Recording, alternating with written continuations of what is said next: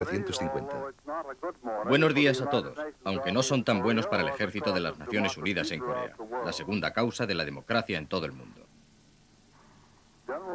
El general MacArthur ha anunciado el inicio de una guerra completamente nueva contra 200.000 hombres de las tropas de la China comunista que en este momento hacen retroceder a americanos, británicos y surcoreanos en la retirada más aparatosa de las Naciones Unidas durante la guerra.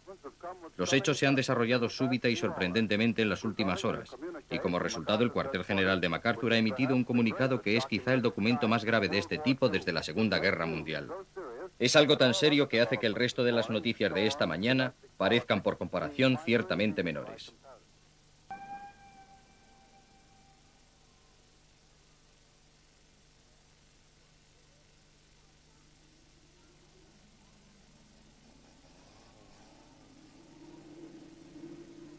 A comienzos del salvaje invierno de 1950, las fuerzas de las Naciones Unidas se tambaleaban ante el arrollador ataque comunista. Su derrota iba a sacudir al gobierno americano, a cambiar el destino de los coreanos y a remover el mundo occidental. Se hizo patente que el carácter de la guerra había cambiado por completo cuando llegamos al norte de lo que ahora es la capital norcoreana, Pyongyang, avanzando sobre la nieve hacia el norte, con un montón de gente corriendo hacia el sur que nos pasaba. Teníamos que ser la retaguardia en la principal ruta del oeste. Y por entonces ya se sabía que unas 8 o 10 divisiones chinas estaban en esa parte de Corea. Así que los norcoreanos ya no eran el principal enemigo, un enemigo destrozado. Sabíamos que teníamos que luchar contra un enemigo nuevo y completamente fresco. La República Popular de China de Mao Zedong, con solo un año de existencia, acudía en ayuda de Corea del Norte, como se reconstruye en estas escenas. El eslogan chino era resistir a América, ayudar a Corea. Era una batalla tanto para defender su frontera como para ayudar a los viejos camaradas de armas, los comunistas coreanos.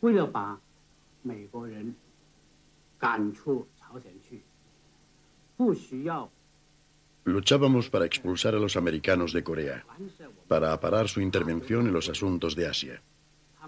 Este gran propósito nos inspiraba heroísmo y capacidad de sacrificio, y mirábamos impávidos la cara de la muerte cuando nos arrojábamos a la batalla. El saludo común en Corea cuando nos encontrábamos, sobre todo entre viejos camaradas, no era ¿cómo estás?, sino ¿todavía no has muerto?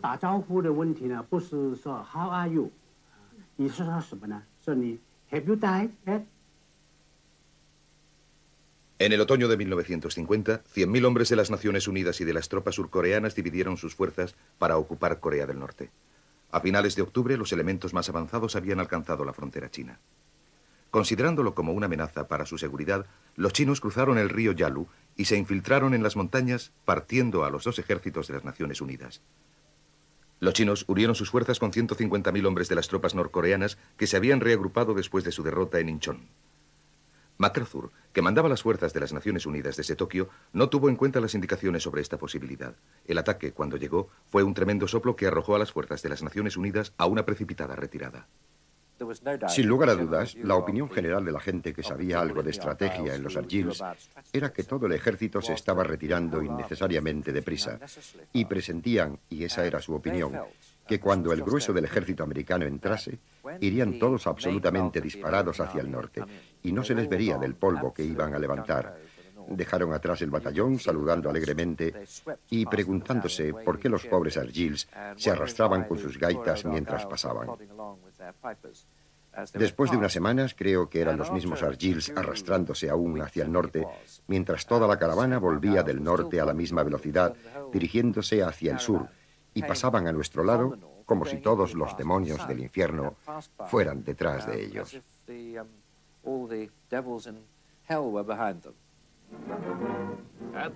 En la Casa Blanca, en Washington, el alto mando se ha reunido para discutir la crisis mundial más grave desde la invasión de Polonia y Pearl Harbor.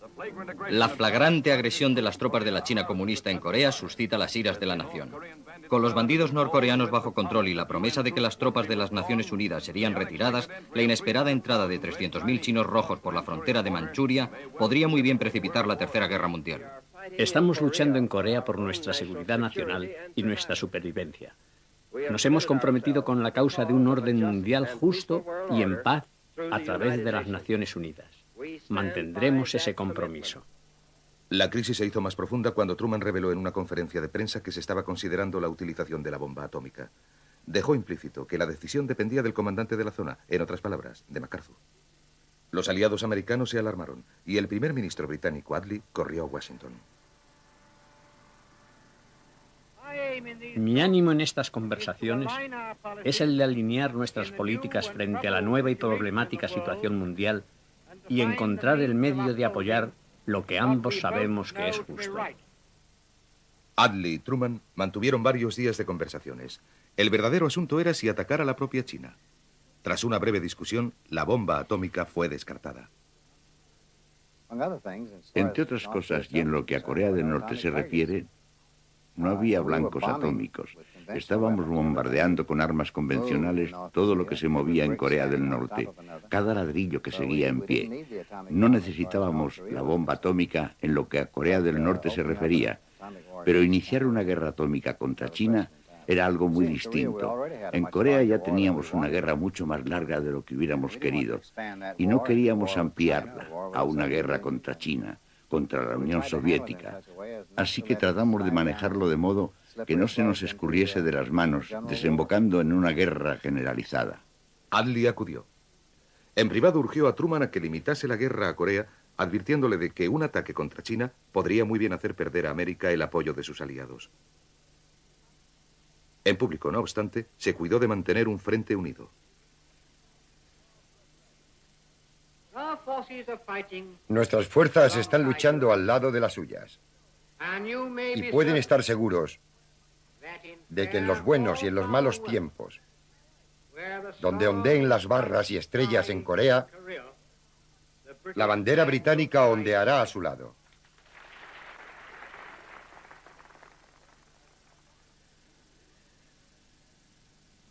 Las barras y estrellas ondeaban todavía en Corea, pero solo eso.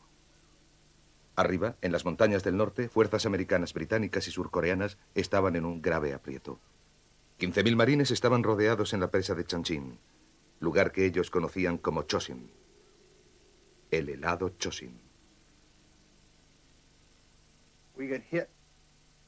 Nos atacaron oleadas de chinos.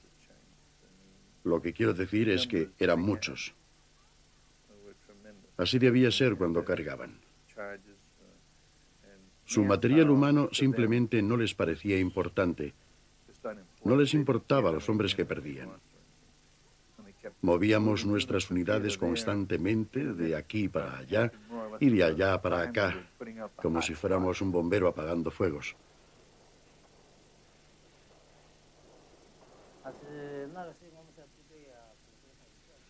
Cuando estaba en el ejército chino, los comunistas nos decían que los soldados americanos no sabían luchar, que eran unos blandos, niños ricos soldados, que cuando marchaban necesitaban edredones en el suelo. Los superábamos en una proporción de 10-1. Las balas americanas no eran tan numerosas como nuestros hombres. Para los asediados americanos, los chinos parecían sobrehumanos. Pero los prisioneros capturados descubrieron su increíble dureza. Al ser imposible encender fuego debido a las incursiones aéreas, dormían al raso a temperaturas por debajo de los 40 grados centígrados.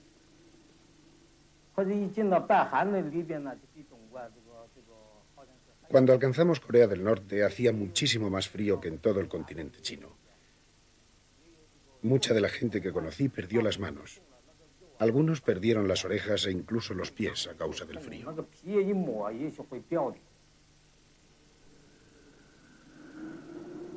Los marines también se helaban. Exhaustos por los constantes ataques nocturnos, los soldados se dormían en la nieve. La congelación causó más víctimas que la lucha. Aislados en pequeños focos defensivos, los marines estaban inmovilizados por las tropas chinas y por unidades de la guerrilla norcoreana. El mayor número de bajas se produjo en las unidades situadas al este de la presa. Continuamos caminando sobre el hielo y recuerdo que encontramos compañeros de la 7ª división Estaban tirados en el hielo.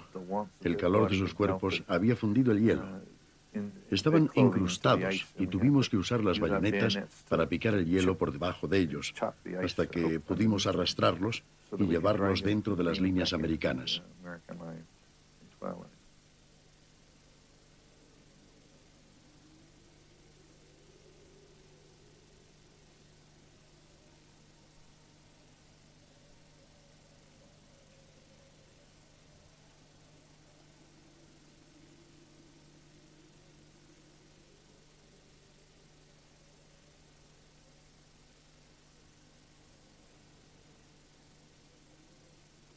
En 33 años en Asia, y habiendo cubierto o participado en 4 guerras, no recuerdo nada tan deprimente como lo fue esta experiencia. Hubo ocasiones en que me sentí más como un marine que como un corresponsal. Todos mis instintos me decían que me largase de allí, que lo mandase todo al infierno, que me esfumase.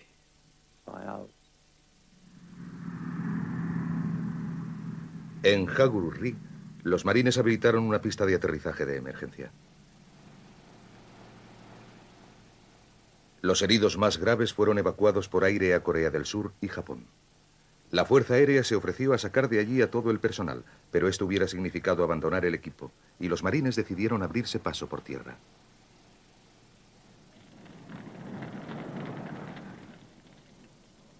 Todo lo que no podía ser transportado fue destruido. No se dejó nada que ayudase al enemigo. En Hagururri nos atacaron 2 divisiones chinas sucesivamente, lo que significa que nos sobrepasaban quizás por 50 a 1. Sin embargo, nosotros les aventajábamos en algo. Primero, nuestras armas defensivas eran mucho mejores que las de los chinos. Segundo, nuestras comunicaciones eran mejores. Tercero, aunque pasábamos hambre y frío, pasábamos menos hambre y frío que los chinos. Cuarto, teníamos aviones, muchos aviones. El dominio aéreo fue el factor decisivo en el bando de las Naciones Unidas. Los aviones americanos alcanzaban Corea del Norte virtualmente sin que nadie les molestase, castigando y bombardeando a voluntad.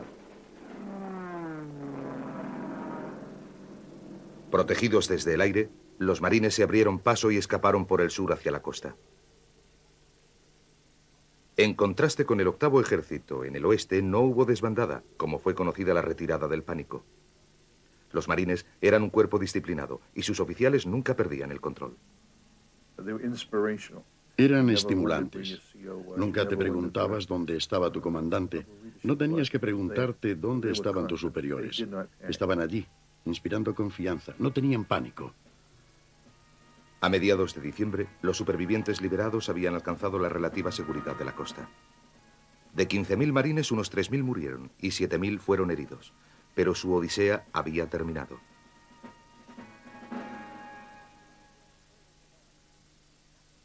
Mientras, a través de las montañas del oeste, fuerzas de las Naciones Unidas todavía se batían en retirada desordenadamente. La fiebre de la desbandada hacía furor, y las tropas se precipitaban hacia el sur tan rápido como sus vehículos podían transportarlos, parándose rara vez en alguna escaramuza con las tropas norcoreanas o chinas que les perseguían. Pyongyang, la capital de Corea del Norte, fue retomada por los comunistas el 6 de diciembre. La ciudad estaba prácticamente destruida como resultado del bombardeo y la demolición sistemáticos de las fuerzas de las Naciones Unidas en retirada. La 7ª semana de ocupación había terminado, la única ocasión en que una capital comunista ha estado en poder de Occidente. Un reportaje norcoreano muestra el regreso del ejército del pueblo recibiendo una calurosa bienvenida de la población. Pero no todo el mundo eligió permanecer bajo las leyes de Kim Il-sung. Muchos residentes partieron con el ejército de las Naciones Unidas en retirada, quedando separados de sus familias desde aquel día. Una mañana descubrimos que se habían retirado al otro lado del río que pasa por Pyongyang. Así que comenzamos a abandonar la ciudad. Mucha gente cruzaba el río con una especie de balsas hechas con bidones vacíos, dirigiéndose hacia Corea del Sur.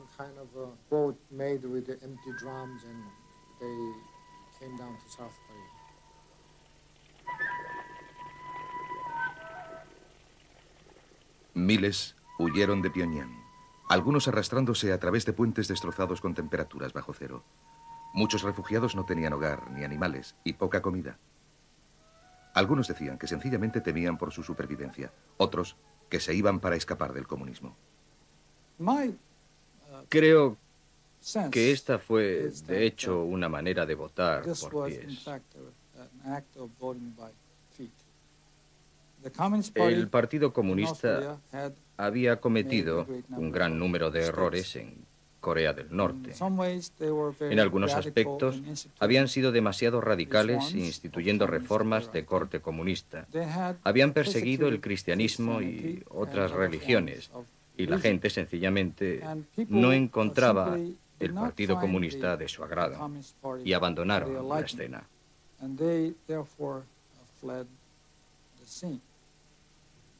Difícilmente se podría decir que el sur bajo el gobierno de Syngman Rhee fuera un refugio para la democracia y los derechos civiles. Al tiempo que las Naciones Unidas retrocedían, vigilantes anticomunistas y la Policía Nacional coreana acorralaba a cualquier sospechoso de tener simpatías izquierdistas. Los prisioneros políticos eran obligados a llevar las máscaras de paja que por tradición les identificaban como criminales mientras caminaban hacia su calabozo.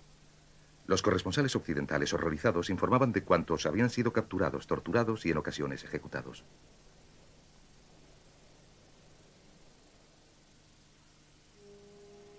En Corea del Norte, hoy, en la región de Sinchon, cerca de la frontera, hay un monumento en memoria de una de las mayores atrocidades. Se afirma que en este lugar, a la vez que las fuerzas de las Naciones Unidas salían en diciembre de 1950, 102 niños de corta edad fueron encerrados en un almacén de munición en desuso. Los separaron de sus madres que se negaban a revelar el paradero de los hombres del pueblo. Uno de los dos únicos niños que sobrevivieron a lo sucedido es Kim Myung-ja. Pasado un rato, oí muchas conversaciones fuera. Entonces, unos objetos negros entraron por el hueco de ventilación y comenzaron a explotar con gran ruido. Eran granadas de mano. Los niños que estaban sentados en el suelo llamando a sus madres y pidiendo agua desaparecieron de repente. Por el suelo rodaban cabezas, brazos, piernas y torsos. Las paredes se salpicaron con la sangre y las vísceras de los niños. Es muy cierto que en Sinchon tuvo lugar una matanza de niños. Las imágenes de un documental recogen las terribles secuelas.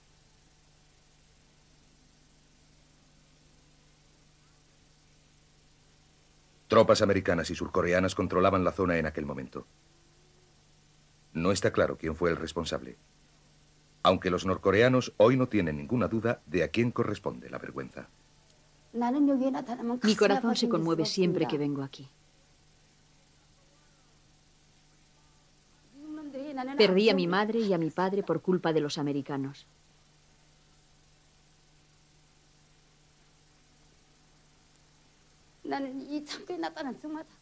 No puedo olvidar los recuerdos que me trae este lugar. Y renuevo la promesa de vengarme de los americanos 1 y 1000 veces.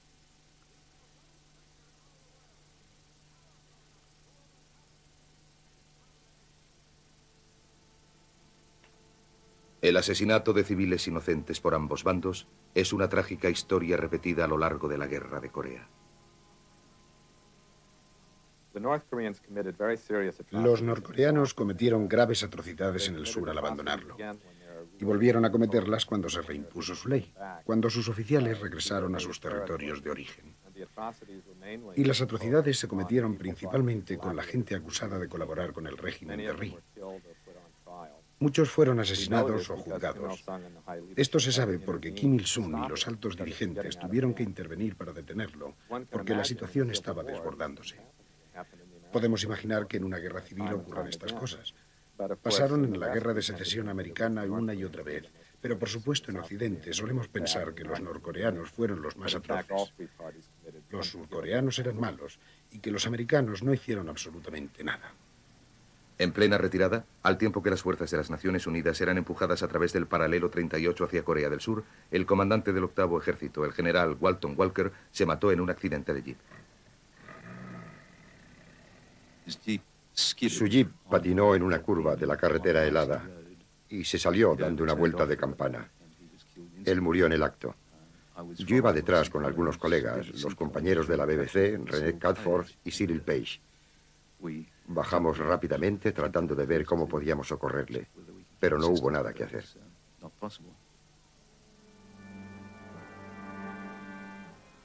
Walker había sido para algunos el responsable de la apresurada retirada, pero su muerte fue un duro golpe para los americanos y acentuó el profundo desánimo en el sector de las Naciones Unidas.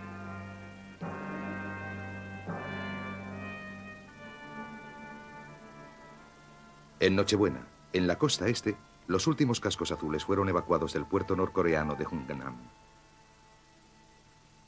Los ingenieros del cuerpo de marines se prepararon para demoler la ciudad.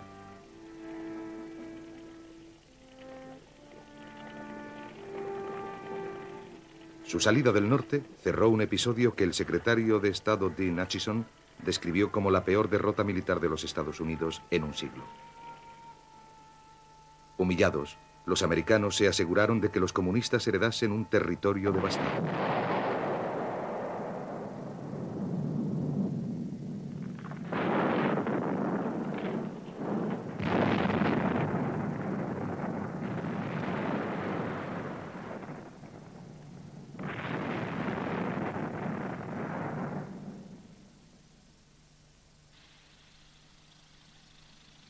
El nuevo comandante en Corea era el general Matthew Ridgway, un experto paracaidista y un veterano del día D.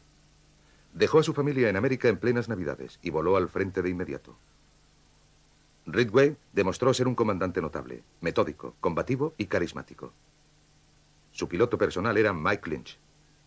Ridgway era probablemente el hombre más valiente que he conocido. En una ocasión, por ejemplo, tomamos un pueblo nosotros solos.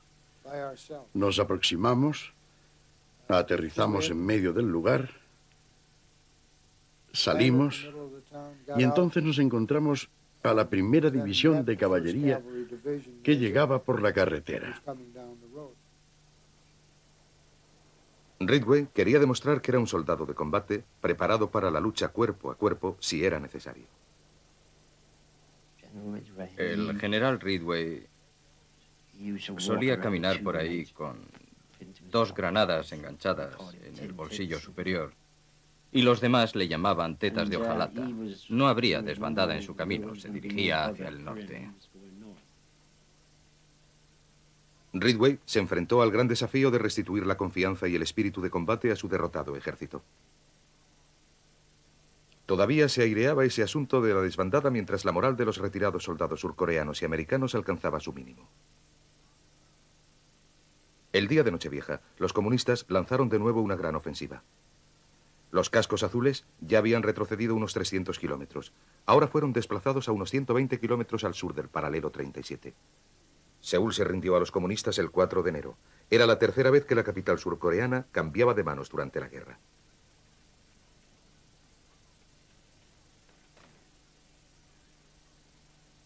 Al igual que Pyongyang, la ciudad estaba muy deteriorada y la población reducida a una 10ª parte del total en tiempos de paz.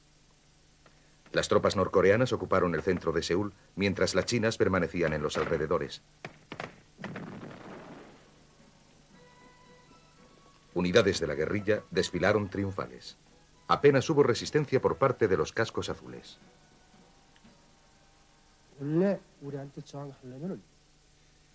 Una estrategia militar de sentido común para combatirnos con vistas a reconquistar Seúl hubiera sido pasar al sur del río Han y establecer allí su línea defensiva. Pero en vez de eso, el enemigo sencillamente se retiró hacia la frontera de Suwon 20 millas más al sur. Esto indica la intensidad de nuestra persecución y la falta de energía del enemigo para defenderse desde la orilla del río Han.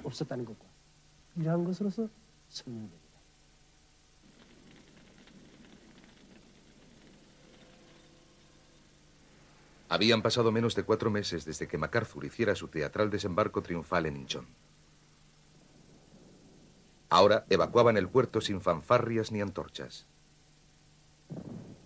La destrucción que había visitado el norte llegó al sur.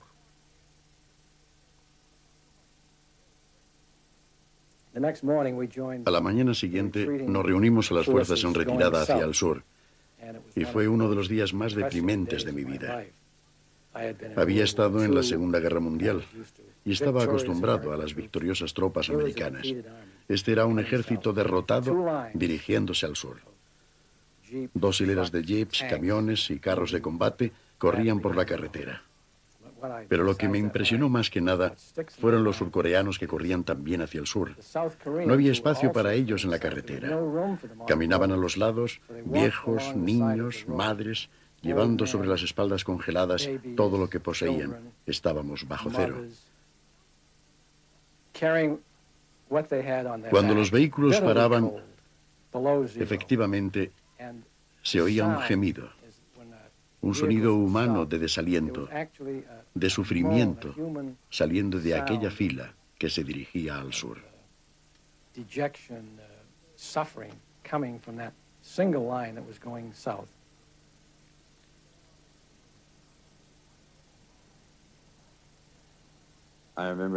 Recuerdo que estaba en la orilla sur del río Han, en un día muy frío, preguntando a un general, un buen general y un buen amigo.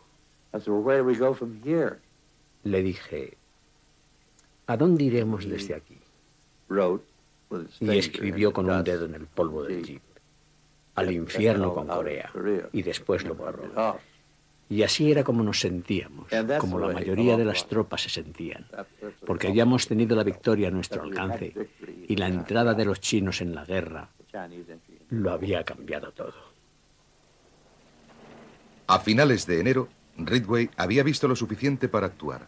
Hizo una serie de movimientos precisos para restaurar la moral y la efectividad en el combate.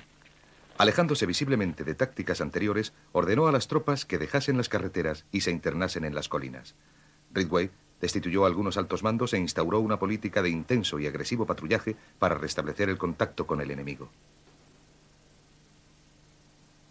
Una de las primeras unidades que tuvo la oportunidad de contraatacar fue la brigada turca, la cual había sido muy maltratada por los chinos 2 meses antes. Los turcos eran unos soldados expertos y confiaban en poder vengarse. Se les reconocía entre el resto de las fuerzas de las Naciones Unidas por sus temibles bayonetas, con las que hacían un uso mortal en los combates cuerpo a cuerpo. El diseño de las bayonetas turcas es muy importante. Es gruesa y duradera a la vez. Los surcos, esas hendiduras a ambos lados de la bayoneta, son profundos. Gracias a ellos se crea una bolsa de aire y la bayoneta se puede extraer con facilidad.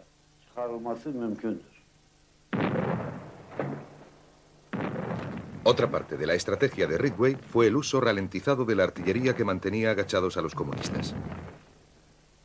Su filosofía llegó a conocerse como la picadora de carne. Así aprovechaban la superioridad de recursos materiales de las Naciones Unidas para infligir el máximo de bajas posible. Lo que hacía admirable al general Ridgway era su inmediato conocimiento del problema. Esa gran potencia de las fuerzas chinas en nuestra contra, que podía avanzar y dejarnos fuera de combate, pero que no poseía capacidad de maniobra ni aguante una vez que iniciaban el ataque. Así que fue personalmente diciendo a los muchachos, ahora chicos, vamos a perforarles con los puños. No voy a empeñar un montón de vidas para mantener un pedazo del Estado coreano en particular. Eso era música para nuestros oídos. Era exactamente la táctica a seguir. Perforarlos con los puños. Te enfrentabas a la fuerza de ataque china, dejabas que se desgastase y entonces contraatacabas con tu mayor capacidad de maniobra en el campo y la potencia de las armas aéreas.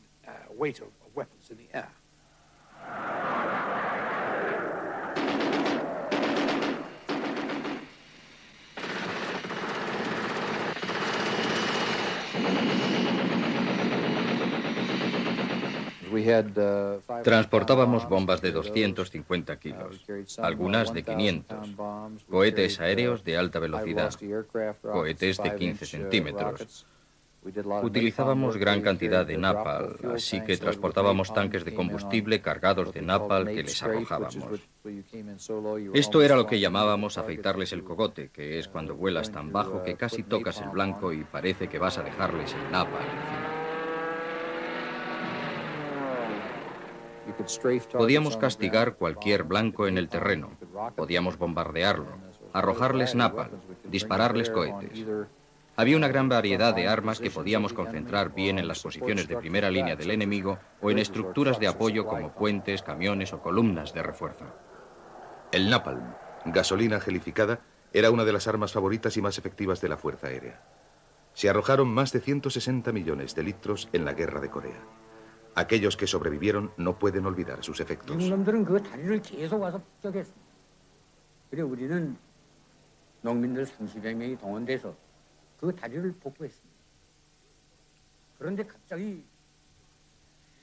Los americanos atacaban frecuentemente un puente de mi pueblo. Un día yo estaba reconstruyendo el puente con un grupo de 30 campesinos. De repente un avión apareció y arrojó bombas de napalm sobre nosotros.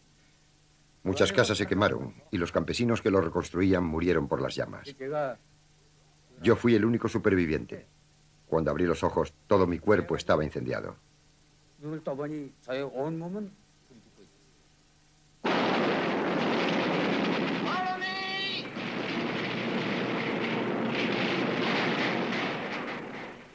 La potencia de fuego americana era un espectáculo impresionante. Aquí se exageró para que John Ford dirigiera una inyección de moral desde Hollywood. Para los propósitos de John Ford, nos permitieron arrasar el pueblo, y eso hicimos. Dirigimos un ataque contra el pueblo. El pueblo estaba vacío, por supuesto no herimos a nadie, pero efectuamos un ataque completo con todo aquello que teníamos, utilizando lanzallamas, morteros, cañones y demás armas. Y la secuencia más conmovedora de toda la película es este llameante asalto al pueblo que se hizo exclusivamente para John Ford.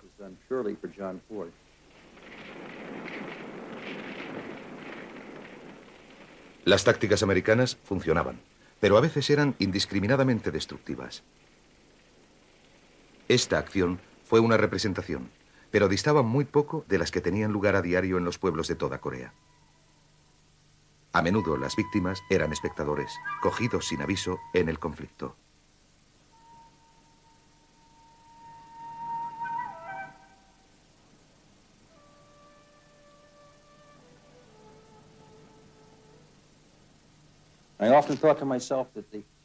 A menudo pensaba para mí mismo que los norcoreanos eran como fantasmas. Pasaban sobre los campos y en muchos aspectos no dejaban huellas. Pero cuando se utilizan los métodos contundentes de un ejército americano, hieres a tus amigos. Y eso fue tan verdad en Vietnam como en Corea. Creo que lo más impactante de tomar parte en una guerra es el modo en que se aniquila tu sentido humanitario habitual, y tiene que deberse a que tu vida depende de tu odio. Quizá lo que más me impresionó fue ver gente verdaderamente en peligro extremo disparando indiscriminadamente, incluso a los civiles, aunque no era como para avergonzarse de ello, porque era una estrategia perfectamente conocida que el enemigo se vestía de paisano, se volvía y te disparaba. Pero debo decir que he estado en pueblos y he visto a soldados disparando a la gente sin tener pruebas de que fueran enemigos, aunque acepto que era necesario, y ni en sueños se me ocurriría decir otra cosa, sino que era la terrible expresión de lo inaceptable que es la guerra. Y esto es algo que la gente que ve la guerra en televisión debería tener presente.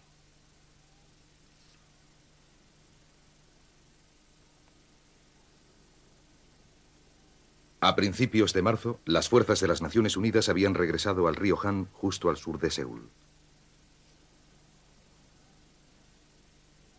El flujo de la guerra una vez más había cambiado, y ahora eran los comunistas quienes renunciaban a sus conquistas.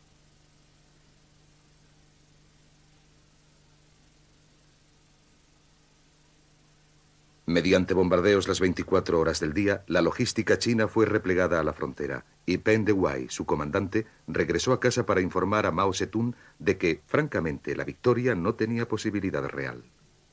El 14 de marzo, las Naciones Unidas reconquistaron Seúl. Fue la última vez que la capital cambió de manos. La ciudad estaba física y económicamente arruinada. La población hambrienta se veía obligada a hacer cola por una ración de arroz.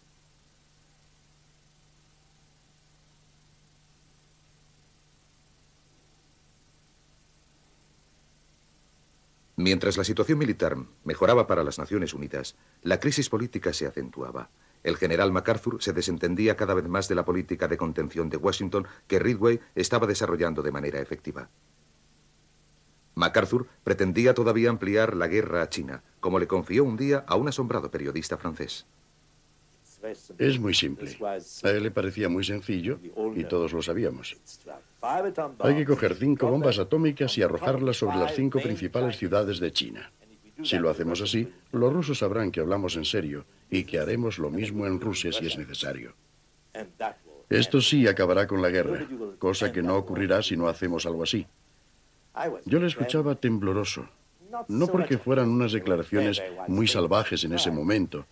Lo que me hizo temblar fue el hecho de que me las dirigía de un modo tan informal que se suponía que el encuentro con el general solo duraría 10 minutos, pero me retuvo 1 hora. Se excitó mucho y, como una especie de doctor Folamour de una película de terror, continuó con un discurso loco que realmente me asombró.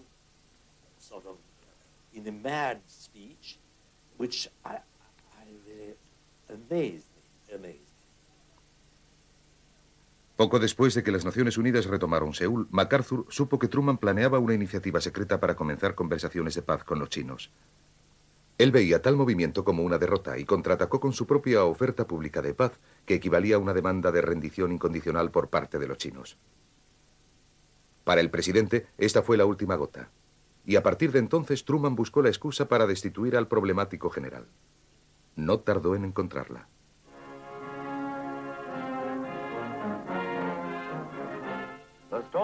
La tormenta que se cernía entre Washington y el general MacArthur ha estallado al fin con la noticia de que el comandante supremo ha sido destituido por el presidente Truman. Los miembros de la prensa abandonaron la conferencia para transmitir la historia que sacudirá al mundo y que afectará a la política internacional de todas las naciones. El pretexto de Truman fue una carta que MacArthur escribió al dirigente republicano Joseph Martin, criticando la política de la administración. En realidad se trataba de un asunto mucho más complejo. He reflexionado largo y tendido sobre el tema de extender la guerra en Asia. Lo he discutido muchas veces con los mejores consejeros militares de todo el país. Creo de todo corazón que el camino que vamos a seguir es el mejor. Distintos acontecimientos han dejado claro que el general MacArthur no está de acuerdo con esta política. He considerado, por tanto, esencial relevar al general para que no haya ninguna duda ni confusión sobre cuáles son nuestros auténticos propósitos. El cese de MacArthur no puede ser entendido simplemente como una cuestión de supremacía civil, porque nosotros sabemos que en ese momento Truman, Acheson y otros consejeros consideraban muy en serio la posibilidad de atacar el continente chino. Los chinos podrían introducir grandes refuerzos en Corea, y ellos estarían bajo la amenaza de ser expulsados de la península. Esto incluía tomar medidas tales como dar la orden de atacar ciudades chinas con la bomba atómica y transferir las cabezas nucleares, que siempre habían estado en manos del presidente y de la Junta de Energía Nuclear, a los mandos militares. La razón por la que eran retenidas era que así el presidente mantenía un control total sobre estos asuntos. Los sacos de arena contra las bombas fueron reemplazados en Okinawa y Guam. Casi todo esto se hizo para que los chinos lo viesen. Pero la idea de que MacArthur era la única persona que pensaba en extender la guerra al continente es falsa. La acción de Truman fue sumamente impopular en América. MacArthur regresó a casa por primera vez después de 13 años en medio de un recibimiento delirante. Es difícil recordar la gigantesca figura que era MacArthur cuando su relevo. Es duro recordar el heroísmo casi apasionado. Y en el extremo opuesto el modo en que fue tratado Truman, tan poco adecuado, inaceptablemente equivocado, como un enano, quemado en efigie y en cambio es una de las grandes fascinaciones de la historia que debe contemplarse como uno de los acontecimientos más notables de toda su administración.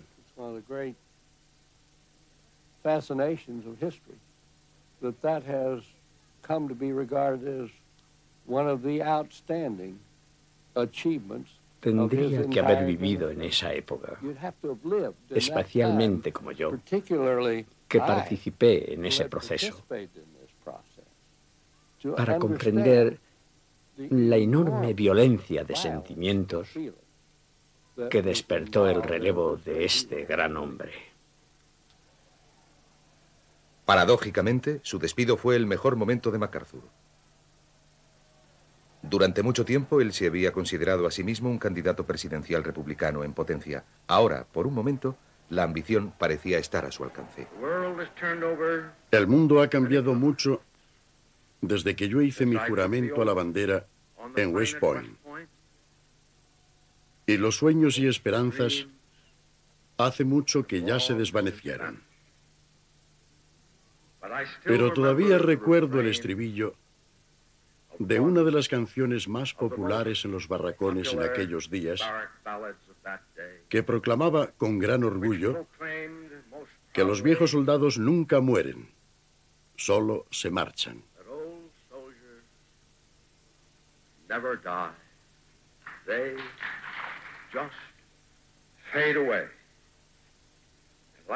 Y como el viejo soldado de la canción, cierro ahora mi carrera militar y tan solo me marcho. Soy un viejo soldado que trató de cumplir con su deber, mientras Dios le iluminó para verlo. Adiós. Como dice el chiste, no había ni un solo ojo seco en el lado republicano, ni un solo asiento seco en el demócrata. Pero las ambiciones políticas de MacArthur no llegaron a nada. Solo sus aliados coreanos le añoraron de verdad. Tanto como coreano como soldado, lamento profundamente la destitución del general MacArthur, porque se perdió una gran oportunidad de unificar Corea. El nuevo comandante de la zona era el general James Van Fleet. Ridgway ascendió para ocupar el puesto de MacArthur en Japón. Van Fleet era un combatiente entusiasta, endurecido en la batalla, y no se le conocían enemigos que le criticasen.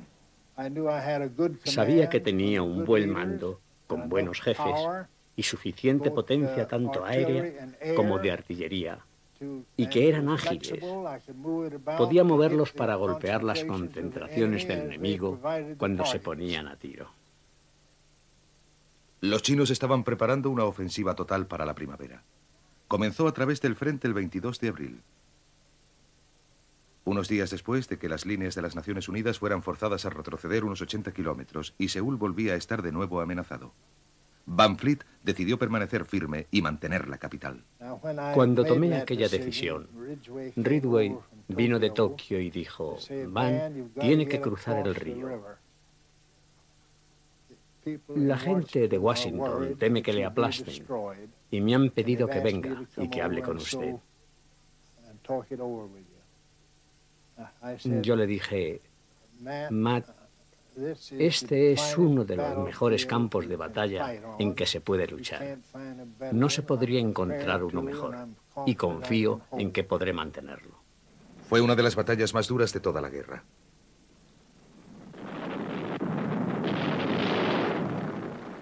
Los chinos y norcoreanos lanzaron 500.000 de hombres contra posiciones bien defendidas. Arrolladas por una increíble masa, las tropas de las Naciones Unidas se vieron forzadas a efectuar una serie de retiradas previstas.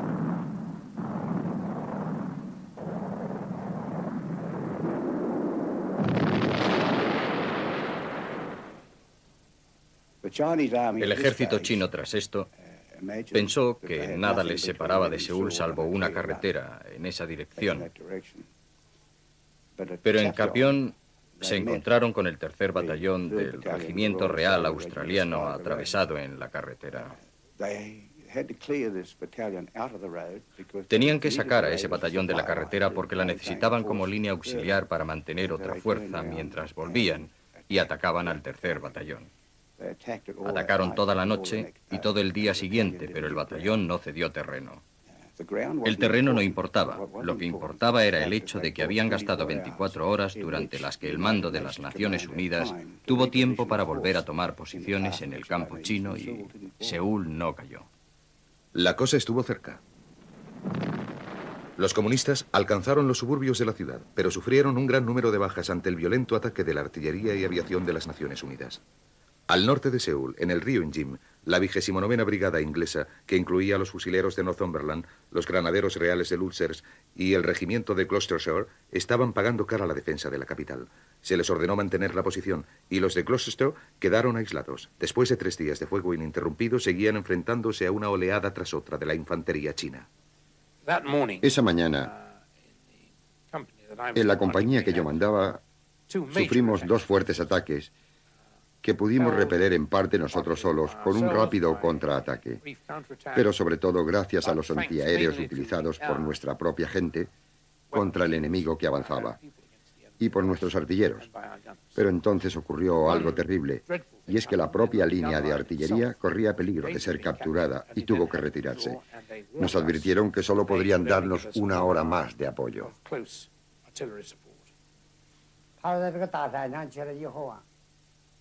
El tercer día de la batalla, el batallón enemigo se retiró a una colina. Nuestros traductores interceptaron un mensaje de radio. No podíamos precisar si el acento era americano o británico, pero el mensaje ordenaba al enemigo retirarse antes de las 12 de la noche.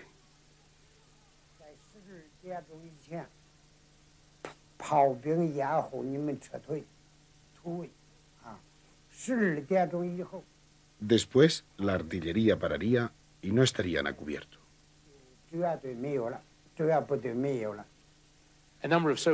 Un buen número de soldados, desorientados, creyendo que yo les iba a sacar de allí, se habían pegado a mí. Mientras llegábamos al extremo sur del valle y comenzábamos a subir a la cumbre del extremo más alejado, los chinos empezaron a dispararnos desde las cimas de las colinas. No nos alcanzaban, pero se acercaban más y más, como dirían los marines. Nos disparaban a la proa y se estaban acercando, hasta que llegó un punto en que o nos parábamos o nos daban. Así que les dije a los soldados que iban conmigo que arrojasen el arma y después se echasen al suelo. Estaba cansado después de largos días de batalla sin haber dormido apenas, y me sentí muy avergonzado de que todo acabase de esa manera, pero sabía que aquello era lo único que podíamos hacer.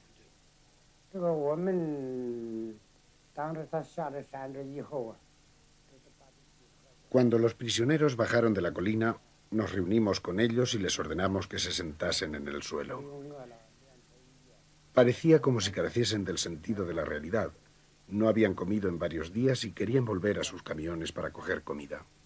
Por supuesto, no se lo permitimos y les dijimos que sus camiones ahora pertenecían al pueblo chino.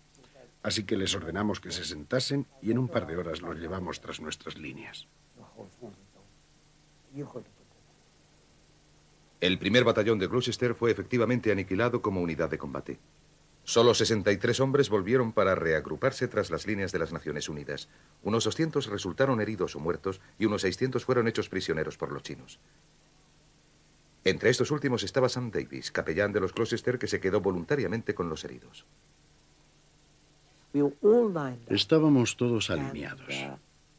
Y alguien, que supongo sería un oficial chino de alta graduación o un comisario, se dirigió a nosotros en un inglés perfectamente comprensible y nos dijo que estábamos ahora en poder de los voluntarios de la República Popular China, que en breve íbamos a conocer la verdad del gran conflicto en el que nos habíamos metido, que nos iban a dar la oportunidad de aprender y estudiar, y que eventualmente podríamos aliarnos a los que aman la paz en el mundo en su gran batalla contra el capitalismo americano. Así que supimos por primera vez que no éramos unos prisioneros corrientes, sino una especie de, supongo que podría definirse como una especie de prisioneros a la manera orwelliana, prisión con adoctrinamiento incluido.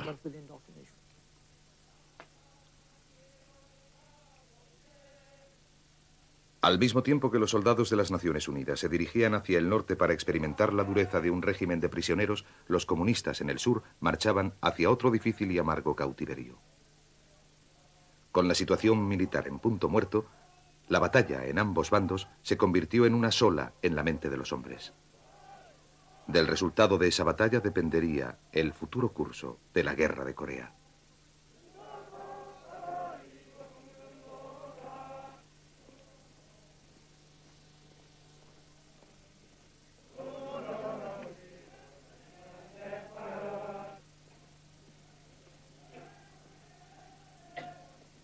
Y atacaban al tercer batallón.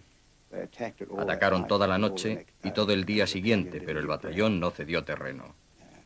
El terreno no importaba. Lo que importaba era el hecho de que habían gastado 24 horas durante las que el mando de las Naciones Unidas tuvo tiempo para volver a tomar posiciones en el campo chino y Seúl no cayó.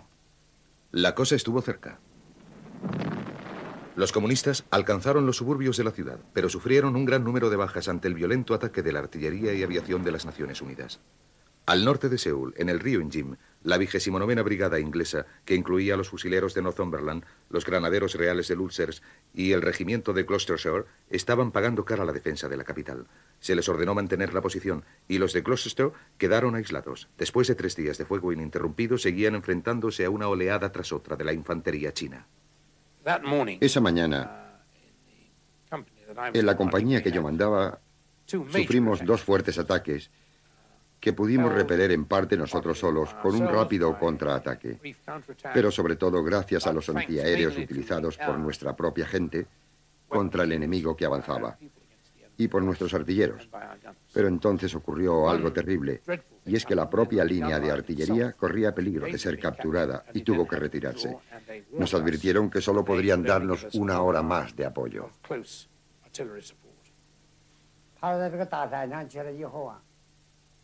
El tercer día de la batalla, el batallón enemigo se retiró a una colina.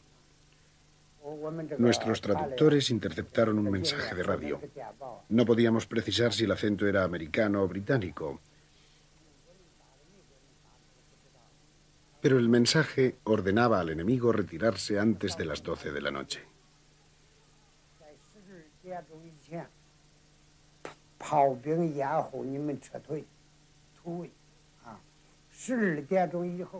Después, la artillería pararía y no estarían a cubierto.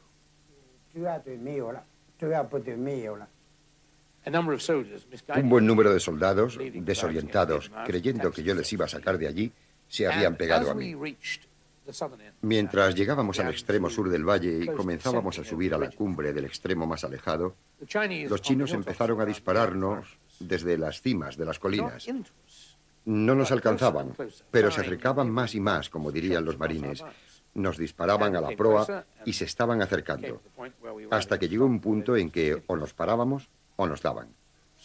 Así que les dije a los soldados que iban conmigo que arrojasen el arma y después se echasen al suelo. Estaba cansado después de largos días de batalla sin haber dormido apenas, y me sentí muy avergonzado de que todo acabase de esa manera, pero sabía que aquello era lo único que podíamos hacer. Habían sido capturados, torturados y en ocasiones ejecutados.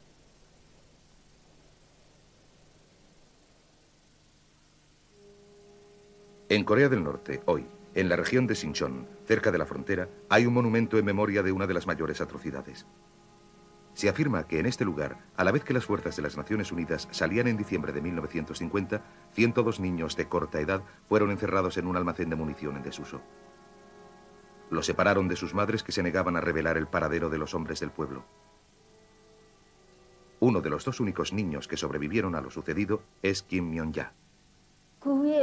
Pasado un rato, oí muchas conversaciones fuera.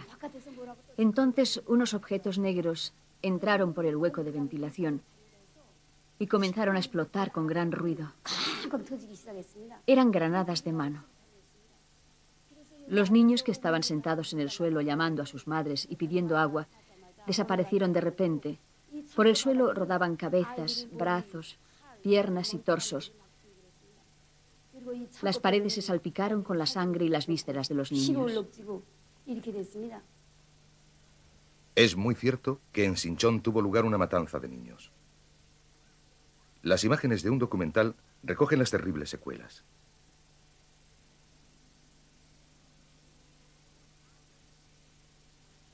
Tropas americanas y surcoreanas controlaban la zona en aquel momento. No está claro quién fue el responsable, aunque los norcoreanos hoy no tienen ninguna duda de a quién corresponde la vergüenza. Mi corazón se conmueve siempre que vengo aquí.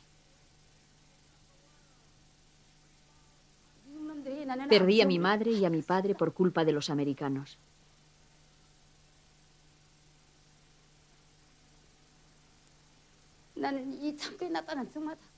No puedo olvidar los recuerdos que me trae este lugar.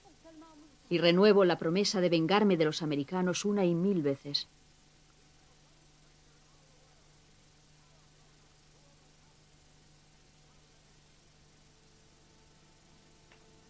El asesinato de civiles inocentes por ambos bandos es una trágica historia repetida a lo largo de la guerra de Corea.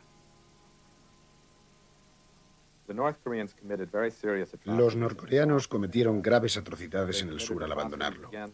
Y volvieron a cometerlas cuando se reimpuso su ley, cuando sus oficiales regresaron a sus territorios de origen. Y las atrocidades se cometieron principalmente con la gente acusada de colaborar con el régimen de Ri. Muchos fueron asesinados o juzgados. Esto se sabe porque Kim Il-sung y los altos dirigentes tuvieron que intervenir para detenerlo, porque la situación estaba desbordándose.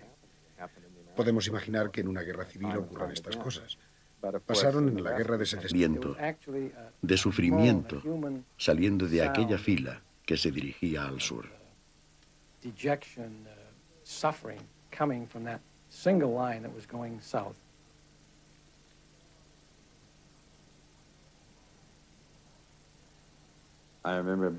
Recuerdo que estaba en la orilla sur del río Han, en un día muy frío, preguntando a un general, un buen general y un buen amigo. Le dije, ¿a dónde iremos desde aquí? Y escribió con un dedo en el polvo del jeep, al infierno con Corea, y después lo borró. Y así era como nos sentíamos, como la mayoría de las tropas se sentían, porque habíamos tenido la victoria a nuestro alcance y la entrada de los chinos en la guerra lo había cambiado todo. A finales de enero, Ridgway había visto lo suficiente para actuar. Hizo una serie de movimientos precisos para restaurar la moral y la efectividad en el combate. Alejándose visiblemente de tácticas anteriores, ordenó a las tropas que dejasen las carreteras y se internasen en las colinas. Ridgway destituyó a algunos altos mandos e instauró una política de intenso y agresivo patrullaje para restablecer el contacto con el enemigo. Una de las primeras unidades que tuvo la oportunidad de contraatacar fue la Brigada Turca, la cual había sido muy maltratada por los chinos 2 meses antes. Los turcos eran unos soldados expertos y confiaban en poder vengarse. Se les reconocía entre el resto de las fuerzas de las Naciones Unidas por sus temibles bayonetas con las que hacían un uso mortal en los combates cuerpo a cuerpo. El diseño de las bayonetas turcas es muy importante. Es gruesa y duradera a la vez. Los surcos, esas hendiduras a ambos lados de la bayoneta, son profundos. Gracias a ello se crea una bolsa de aire y la bayoneta se puede extraer con facilidad.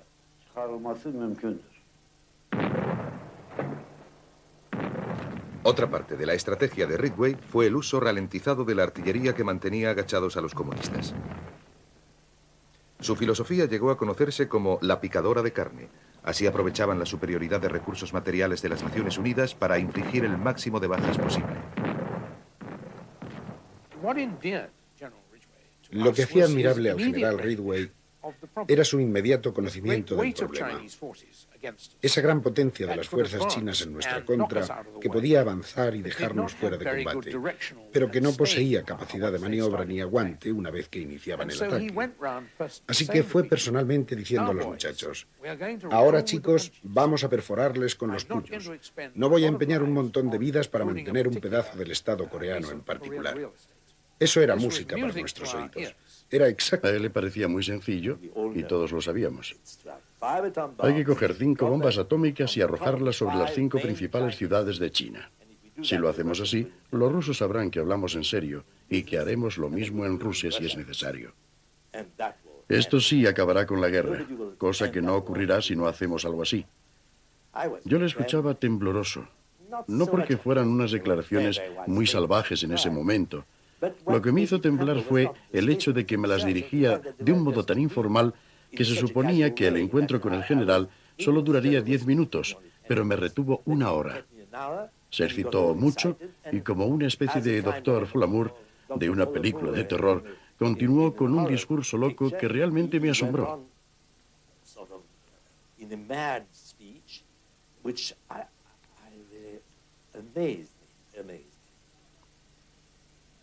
Poco después de que las Naciones Unidas retomaron Seúl, MacArthur supo que Truman planeaba una iniciativa secreta para comenzar conversaciones de paz con los chinos. Él veía tal movimiento como una derrota y contraatacó con su propia oferta pública de paz, que equivalía a una demanda de rendición incondicional por parte de los chinos. Para el presidente, esta fue la última gota. Y a partir de entonces, Truman buscó la excusa para destituir al problemático general. No tardó en encontrarla.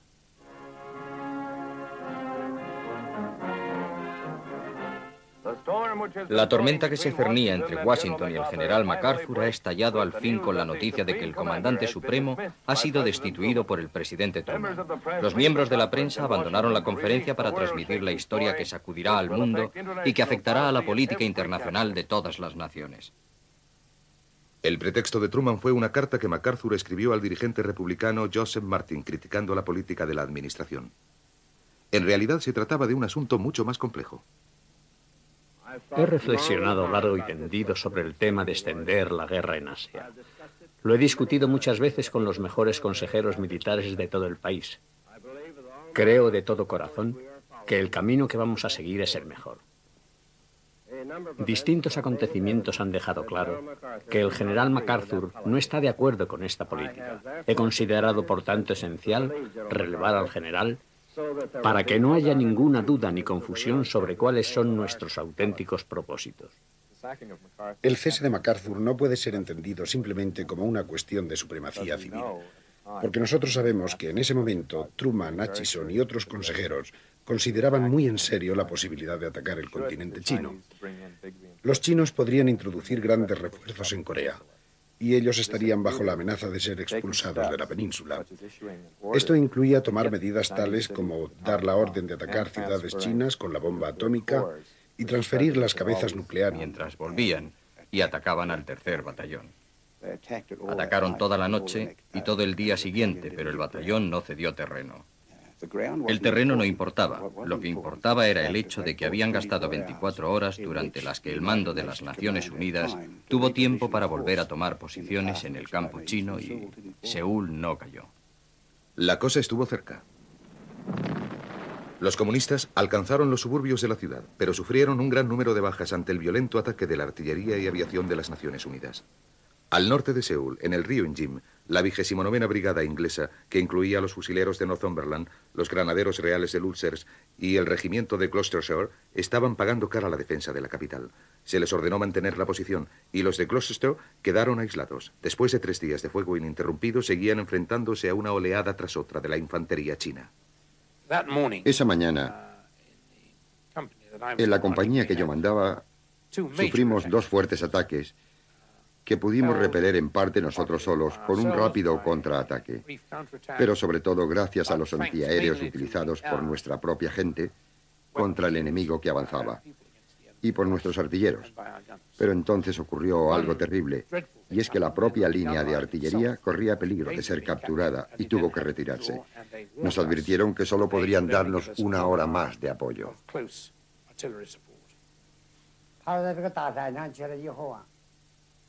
El tercer día de la batalla, el batallón enemigo se retiró a una colina. Nuestros traductores interceptaron un mensaje de radio. No podíamos precisar si el acento era americano o británico, pero el mensaje ordenaba al enemigo retirarse antes de las 12 de la noche.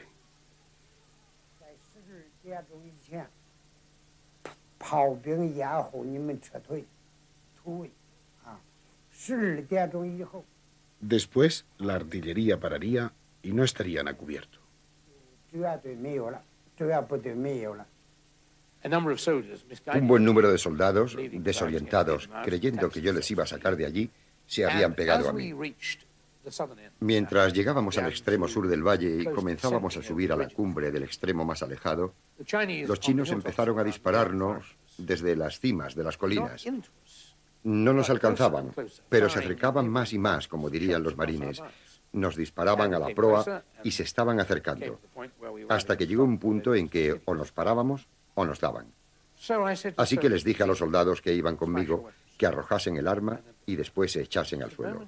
Estaba cansado después de largos días de batalla sin haber dormido apenas, y me sentí muy avergonzado de que todo acabase de esa manera, pero sabía que aquello era lo único que podíamos hacer. Los aviones americanos alcanzaban Corea del Norte virtualmente sin que nadie les molestase, castigando y bombardeando a voluntad. Protegidos desde el aire, los marines se abrieron paso y escaparon por el sur hacia la costa. En contraste con el octavo ejército, en el oeste no hubo desbandada, como fue conocida la retirada del pánico. Los marines eran un cuerpo disciplinado y sus oficiales nunca perdían el control. Eran estimulantes. Nunca te preguntabas dónde estaba tu comandante. No tenías que preguntarte dónde estaban tus superiores. Estaban allí, inspirando confianza. No tenían pánico. A mediados de diciembre, los supervivientes liberados habían alcanzado la relativa seguridad de la costa. De 15.000 marines, unos 3.000 murieron y 7.000 fueron heridos. Pero su odisea había terminado.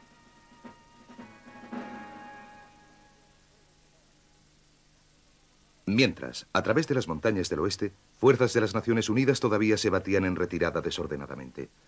La fiebre de la desbandada hacía furor, y las tropas se precipitaban hacia el sur tan rápido como sus vehículos podían transportarlos, parándose rara vez en alguna escaramuza con las tropas norcoreanas o chinas que les perseguían.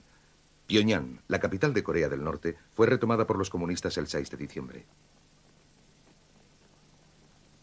La ciudad estaba prácticamente destruida como resultado del bombardeo y la demolición sistemáticos de las fuerzas de las Naciones Unidas en retirada. La séptima semana de ocupación había terminado, la única ocasión en que una capital comunista ha estado en poder de Occidente. Un reportaje norcoreano muestra el regreso del ejército del pueblo recibiendo una calurosa bienvenida de la población. Pero no todo el mundo eligió permanecer bajo las leyes de Kim Il-sung. Muchos residentes partieron con el ejército de las Naciones Unidas en retirada, quedando separados de sus familias desde aquel día. Una mañana descubrimos que se habían retirado al otro lado del río que pasa por Pyongyang. Así que comenzamos a abandonar la ciudad. Mucha gente cruzaba el río con una especie de balsas hechas con bidones vacíos, dirigiéndose hacia Corea del Sur.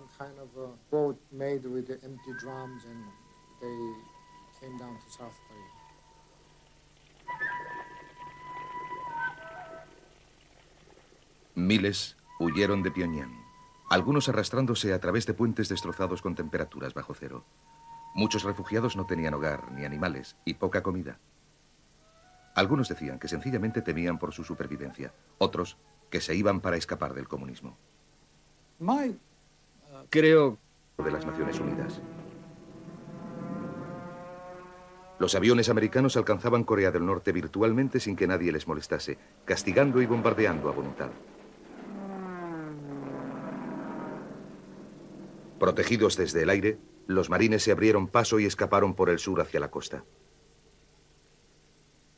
En contraste con el octavo ejército, en el oeste no hubo desbandada, como fue conocida la retirada del pánico. Los marines eran un cuerpo disciplinado y sus oficiales nunca perdían el control. Eran estimulantes. Nunca te preguntabas dónde estaba tu comandante. No tenías que preguntarte dónde estaban tus superiores. Estaban allí, inspirando confianza. No tenían pánico.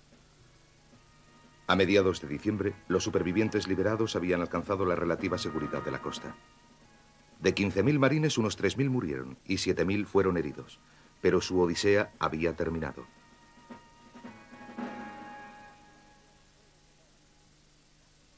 Mientras, a través de las montañas del oeste, fuerzas de las Naciones Unidas todavía se batían en retirada desordenadamente. La fiebre de la desbandada hacía furor, y las tropas se precipitaban hacia el sur tan rápido como sus vehículos podían transportarlos, parándose rara vez en alguna escaramuza con las tropas norcoreanas o chinas que les perseguían. Pyongyang, la capital de Corea del Norte, fue retomada por los comunistas el 6 de diciembre. La ciudad estaba prácticamente destruida como resultado del bombardeo y la demolición sistemáticos de las fuerzas de las Naciones Unidas en retirada. La 7ª semana de ocupación había terminado, la única ocasión en que una capital comunista ha estado en poder de Occidente. Un reportaje norcoreano muestra el regreso del ejército del pueblo recibiendo una calurosa bienvenida de la población. Pero no todo el mundo eligió permanecer bajo las leyes de Kim Il-sung. Muchos residentes partieron con el ejército de las Naciones Unidas en retirada, quedando separados de sus familias desde aquel día. Una mañana descubrimos que se habían retirado al otro lado del río que pasa por Pyongyang. Así que comenzamos a abandonar la ciudad. Mucha gente cruzaba el río con una especie de balsas hechas con bidones vacíos, dirigiéndose hacia Corea del Sur.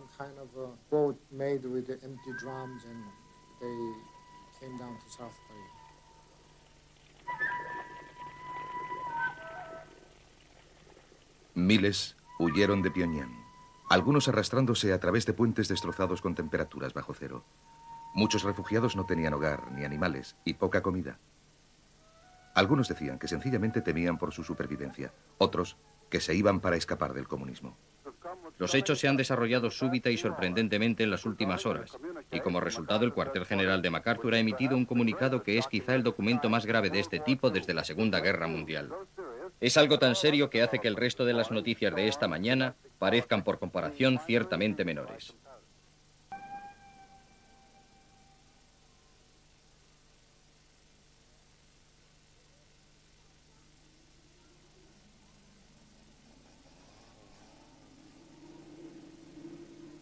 A comienzos del salvaje invierno de 1950, las fuerzas de las Naciones Unidas se tambaleaban ante el arrollador ataque comunista. Su derrota iba a sacudir al gobierno americano, a cambiar el destino de los coreanos y a remover el mundo occidental. Se hizo patente que el carácter de la guerra había cambiado por completo cuando llegamos al norte de lo que ahora es la capital norcoreana, Pyongyang, avanzando sobre la nieve hacia el norte, con un montón de gente corriendo hacia el sur que nos pasaba. Teníamos que ser la retaguardia en la principal ruta del oeste. Y por entonces ya se sabía que unas 8 o 10 divisiones chinas estaban en esa parte de Corea. Así que los norcoreanos ya no eran el principal enemigo, un enemigo destrozado. Sabíamos que teníamos que luchar contra un enemigo nuevo y completamente fresco. La República Popular de China de Mao Zedong, con solo un año de existencia, acudía en ayuda de Corea del Norte, como se reconstruye en estas escenas. El eslogan chino era resistir a América, ayudar a Corea. Era una batalla tanto para defender su frontera como para ayudar a los viejos camaradas de armas, los comunistas coreanos.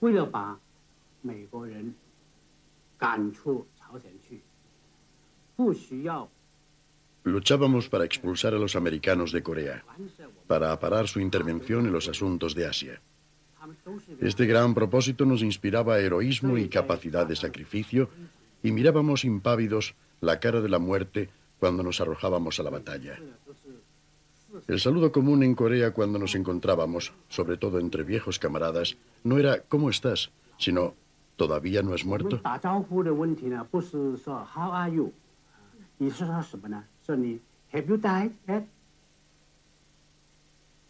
En el otoño de 1950, 100.000 hombres de las Naciones Unidas y de las tropas surcoreanas dividieron sus fuerzas para ocupar Corea del Norte. A finales de octubre, los elementos más avanzados habían alcanzado la frontera china. Considerándolo como una amenaza para su seguridad, los chinos cruzaron el río Yalu y se infiltraron en las montañas, partiendo a los dos ejércitos de las Naciones Unidas. Los chinos unieron sus fuerzas con 150.000 hombres de las tropas norcoreanas que se habían reagrupado después de Incheon. Ahora evacuaban el puerto sin fanfarrias ni antorchas. La destrucción que había visitado el norte llegó al sur.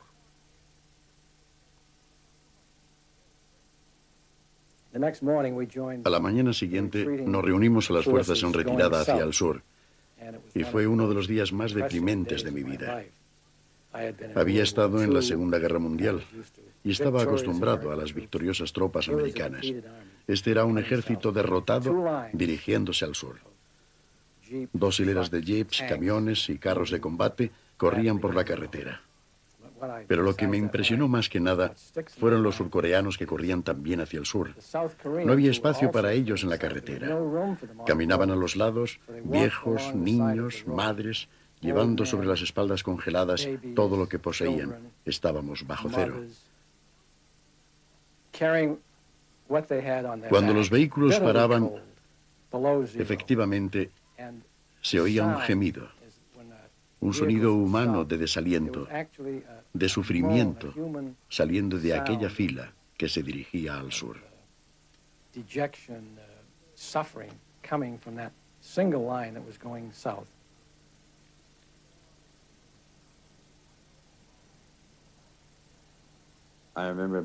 Recuerdo que estaba en la orilla sur del río Han, en un día muy frío, preguntando a un general, un buen general y un buen amigo.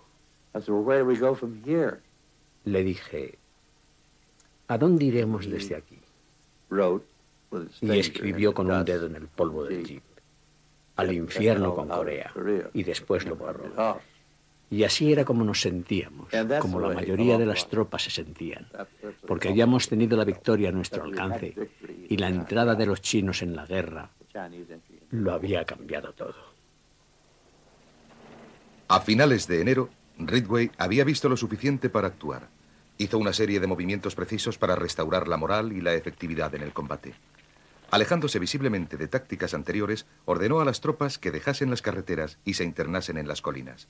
Ridgway destituyó a algunos altos mandos e instauró una política de intenso y agresivo patrullaje para restablecer el contacto con el enemigo. Una de las primeras unidades que tuvo la oportunidad de contraatacar fue la brigada turca, la cual había sido muy maltratada por los chinos 2 meses antes. Los turcos eran unos soldados expertos y confiaban en poder vengarse. Se les reconocía entre el resto de las fuerzas de las Naciones Unidas por sus temibles bayonetas, con las que hacían un uso mortal en los combates cuerpo a cuerpo. El diseño de las bayonetas turcas es muy importante. Naciones Unidas a una precipitada retirada.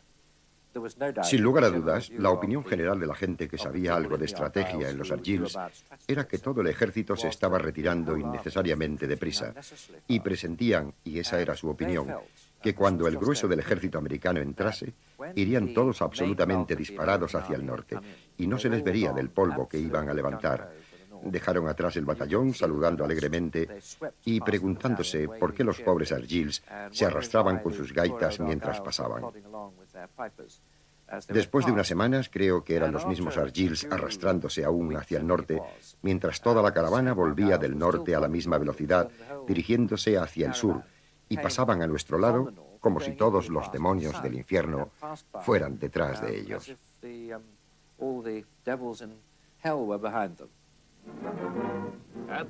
En la Casa Blanca, en Washington, el alto mando se ha reunido para discutir la crisis mundial más grave desde la invasión de Polonia y Pearl Harbor. La flagrante agresión de las tropas de la China comunista en Corea suscita las iras de la nación. Con los bandidos norcoreanos bajo control y la promesa de que las tropas de las Naciones Unidas serían retiradas, la inesperada entrada de 300.000 chinos rojos por la frontera de Manchuria podría muy bien precipitar la Tercera Guerra Mundial. Estamos luchando en Corea por nuestra seguridad nacional y nuestra supervivencia. Nos hemos comprometido con la causa de un orden mundial justo y en paz a través de las Naciones Unidas. Mantendremos ese compromiso. La crisis se hizo más profunda cuando Truman reveló en una conferencia de prensa que se estaba considerando la utilización de la bomba atómica. Dejó implícito que la decisión dependía del comandante de la zona, en otras palabras, de MacArthur. Los aliados americanos se alarmaron y el primer ministro británico Attlee corrió a Washington. Mi ánimo en estas conversaciones es el de alinear nuestras políticas frente a la nueva y problemática situación mundial y encontrar el medio de apoyar lo que ambos sabemos que es justo. Attlee y Truman mantuvieron varios días de conversaciones. El verdadero asunto era si atacar a la propia China. Tras una breve discusión, la bomba atómica fue descartada. Entre otras cosas, y en lo que a Corea del Norte se refiere, no había blancos atómicos. Estábamos bombardeando con armas convencionales todo lo que se movía en Corea del Norte, cada ladrillo que seguía en pie. No necesitábamos la bomba atómica en lo que a Corea del Norte se refería, pero iniciar una guerra atómica contra China era algo muy distinto. En Corea ya teníamos una guerra mucho más larga de lo que hubiéramos querido, y no queríamos ampliarla a una guerra contra China, contra la Unión Soviética. Así que tratamos de manejarlo de modo que no se nos escurriese de las manos, desembocando en una guerra generalizada. Attlee acudió. En privado urgió a Truman a que...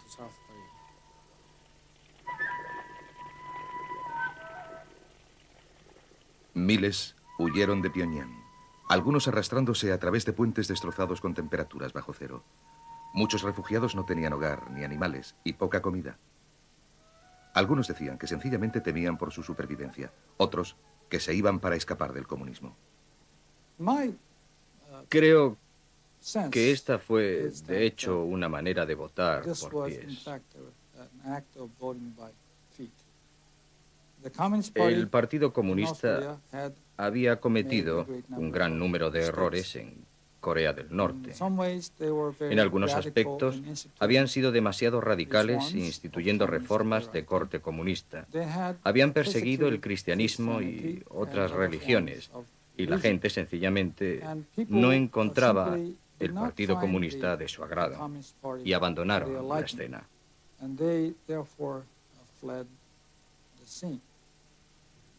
Difícilmente se podría decir que el sur bajo el gobierno de Syngman Rhee fuera un refugio para la democracia y los derechos civiles.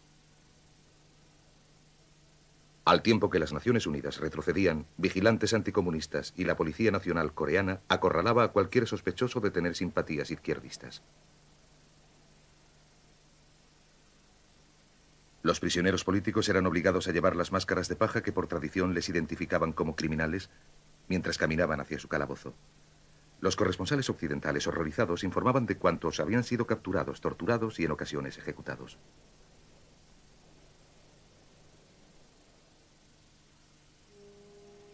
En Corea del Norte, hoy, en la región de Sinchon, cerca de la frontera, hay un monumento en memoria de una de las mayores atrocidades. Se afirma que en este lugar, a la vez que las fuerzas de las Naciones Unidas salían en diciembre de 1950, 102 niños de corta edad fueron encerrados en un almacén de munición en desuso. Los separaron de sus madres que se negaban a revelar el paradero de los hombres del pueblo. Uno de los dos únicos niños que sobrevivieron a lo sucedido es Kim Myung-ja. Pasado un rato, oí muchas conversaciones fuera. Entonces, unos objetos negros entraron por el hueco de ventilación y comenzaron a explotar con gran ruido. Eran granadas de mano. Los niños que estaban sentados en el suelo llamando a sus madres y pidiendo agua desaparecieron de repente. Por el suelo rodaban cabezas, brazos, piernas y torsos. Las paredes se salpicaron con la sangre y las vísceras de los niños. Es muy cierto que en Sinchon tuvo lugar una matanza de niños. Las imágenes de un documental recogen las terribles secuelas.